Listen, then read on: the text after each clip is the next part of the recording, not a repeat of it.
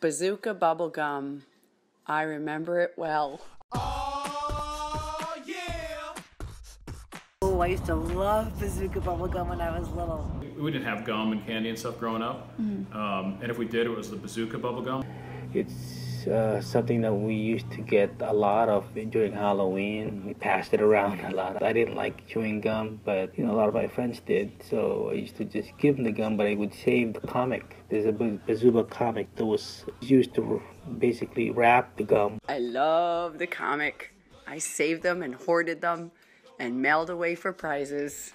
I remember being like a teenager or 9 or 10 and hanging out with my friends in the summertime, just playing around the neighborhood or whatever, and for whatever reason we would end up with like a handful of Bazooka bubble gum, and everyone would get a piece of gum and you unwrapped it, and it was always exciting to see what the comic was, and like then everybody would compare the different comic strips. Oh, it's so great. You used to get it for a penny, or sometimes 2 for a penny, the little small kind of rectangle ones that have the comic strip in it.